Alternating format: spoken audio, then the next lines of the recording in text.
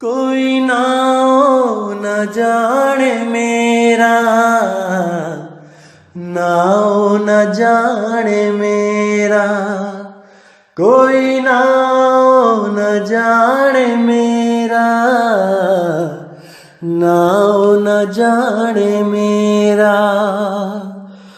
कहो नानक ये तेरी वड्याई, कहो नानक ये तेरी वड्याई, नाओ न जाने मेरा, कोई नाओ न जाने मेरा, कोई नाओ न जाने मेरा, नाओ न जाने मेरा, कोई नाओ न जाने मेरा, कोई नाओ न जाने मेरा।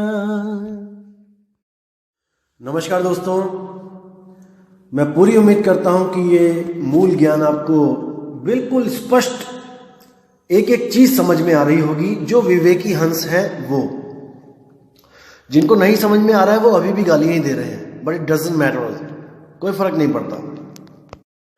तो कुछ लोगों की मुझे मेल्स आ रही थी, वो समझना चाहते थे कि जो विवेकी नहीं है वो, जो विवेकी हैं वो तो समझ चुके हैं जो मैं कहना चाहता था। जो मैंने पीछे गीता की ऑडियो बनाई थी, गीता का ज्ञान, वो समझ चुके हैं। लेकिन फिर भी कुछ लोगों की शंकाएं थी कि ओम तत्सत पे थोड़ा सत्संग करिए, ओम तत्सत को क्लियर करिए कि ओम तत्सत क्या चीज है। तो दोस्तों आज बात करेंगे ओम तत्सत पे कि क्या है ये ओम तत्सत। तो जैसे कि आप देखेंगे कि अध्याय 17वां, उसमें जो श्लोक 24वां है वो है तस्मात् ओम इत्युदाहत्य। ये वाला श्लोक जो है, इसका आप अर्थ देखेंगे, साफ लिखा है कि अतएव योगी जन ब्रह्म की प्राप्ति के लिए शास्त्र विधि के अनुसार यज्ञ, दान तथा तप की समस्त क्रियाओं का शुभारंभ सदैव ओम से करते हैं। अब ओम तत्सत का जो पहला मंत्र है वो यहां पे इन्होंने क्लियर कर दिया कि कोई भी काम, कुछ भी यज्ञ, दान, जप, तप, कुछ भी स्टार्ट करना हो तो स्टार्टिंग ओम से की जाती है। तो ओम तत्सत में जो पहला मंत्र है ओम, वो यहां पे क्लियर हो गया। अब इसमें और कुछ समझाने की जरूरत नहीं है। अब बात करेंगे तत् की, कि तत् क्या चीज है। इसी के अगला श्लोक आप पढ़ेंगे तो वहां पे साफ लिखा हुआ है, मनुष्य को चाहिए कि कर्म फल की इच्छा किए बिना विविध प्रकार के यज्ञ, जप तथा दान को तत् शब्द कहकर संपन्न करे। यानी कि जैसे कोई आप काम करना स्टार्ट करते हो तो आपने उच्चारण करना है ओम, और जैसे ही आपने उस यज्ञ को, उस पूजा पाठ को समाप्त करना है तो आपने शब्द बोलना है तत्। यानी ये सांकेतिक है। जैसे कोई यज्ञ होता है तो उसमें एक सांकेतिक वर्ड और होता है स्वाहा। तो स्वाहा बोलते ही आपको ये नहीं बताया जाता कि आपने क्या करना है, वो सांकेतिक वर्ड है। जैसे ही पंडित जी ने बोला स्वाहा, आपने अपनी हवन सामग्री उठानी है और आपने अग्नि में डाल देनी है, उस यज्ञ में, हवन यज्ञ में डाल देनी है। ये सांकेतिक है, इसमें सबको बोला नहीं जाएगा अलग अलग को कि आप भी डालो, आप भी डालो। सांकेतिक है, बोला स्वाहा तो यानी आपने उठा के उसमें डाल देनी है।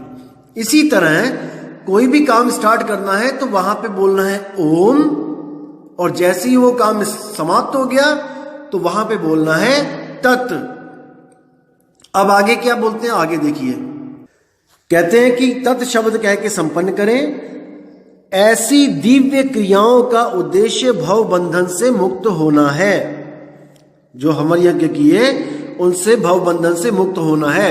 यानी तत् शब्द बोला और भव बंधन से आप मुक्त हो जाओगे। लेकिन अभी भी एक चीज रुकी हुई है उसमें, वो क्या है, वो है सत्य। अब इस सत्य पे बात करते हैं। अगला ही आप देखेंगे श्लोक, उस पे सत्य के बारे में बताया गया है कि परम सत्य भक्तिमय यज्ञ का लक्ष्य है।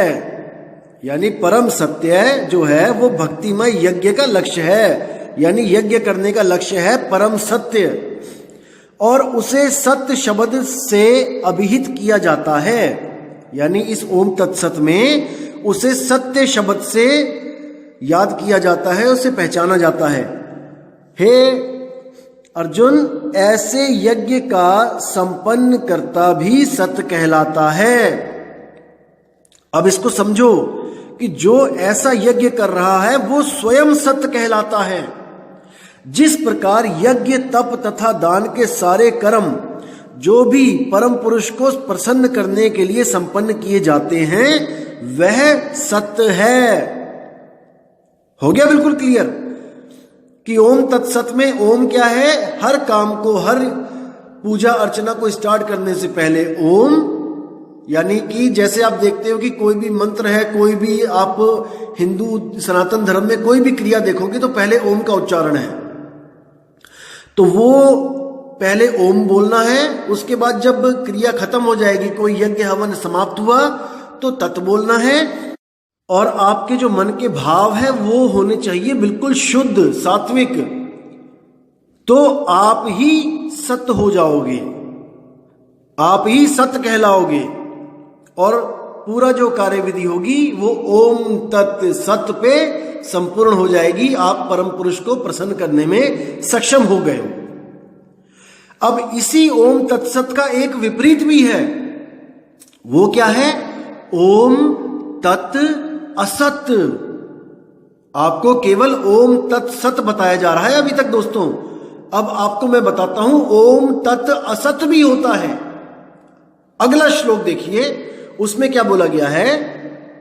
अश्रद्धया वाला कि हे पार्थ, श्रद्धा के बिना यज्ञ, दान या तप के रूप में जो भी किया जाता है वह नश्वर है, वह असत कहलाता है, और इस जन्म तथा अगले जन्म दोनों में ही व्यर्थ जाता है। ये आखिरी श्लोक है जिसमें असत्य का भी सांकेतिक ज्ञान दिया गया है कि अगर आप बिना श्रद्धा के कोई भी यज्ञ, दान, तप करते हो और उसमें ओम तत्व भी बोल देते हो, जैसे आपके मन में बिल्कुल श्रद्धा नहीं है और आप मजबूरी में कोई यज्ञ कर रहे हो, जैसे कोई भी यज्ञ आप कर रहे हो और आपके मन में बिल्कुल श्रद्धा नहीं है कि मैं इस यज्ञ को करूं, लेकिन एक लोक लाज में आके आप इस यज्ञ को पूर्ण करना चाहते हो, खर्चा भी ज्यादा हो रहा है, दिल भी दुखी है, तो आपने यज्ञ करने से पहले ओम भी बोला और यज्ञ समाप्ति पर तत्व भी बोला, लेकिन आपके मन में सत्य नहीं है, श्रद्धा भाव नहीं है, तो वो यज्ञ ओम तत् असत्य कहलाएगा। लेकिन अगर आपके मन में पूरी श्रद्धा है, आप पूरा अपने मन से ये करना चाहते हो, श्रद्धा भाव से करना चाहते हो, तो आपका यज्ञ ओम तत् सत्य कहलाएगा। ये फर्क है ओम तत् सत्य और ओम तत् असत में, ना कि ये कोई मंत्र है।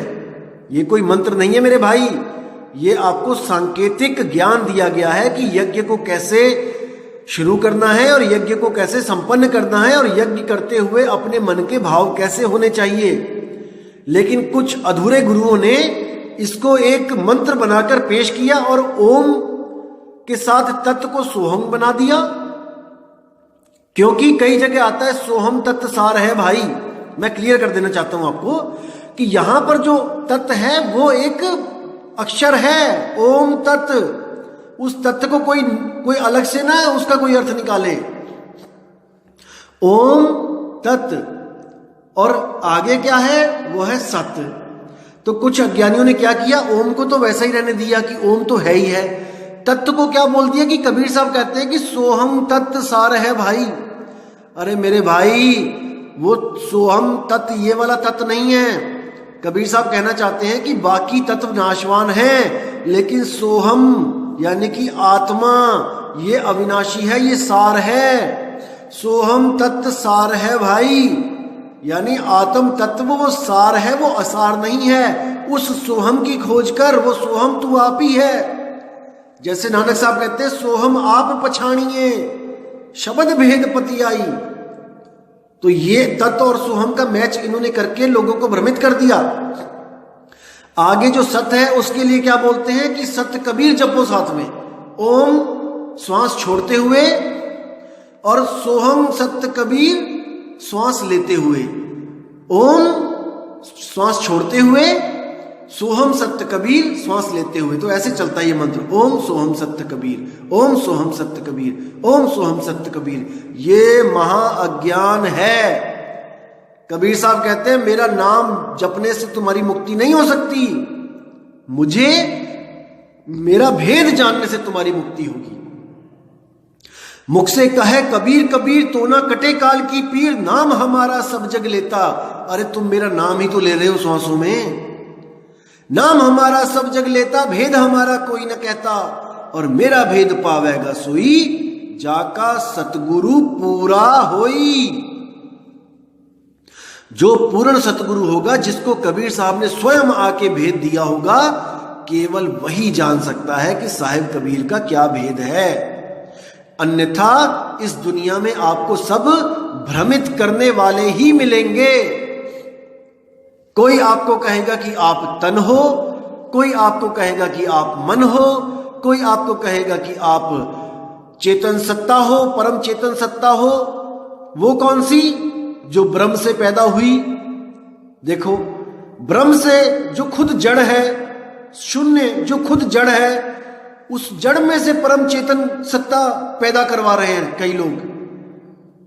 हैरानी होती है कि बुद्धि गई कहां पे है।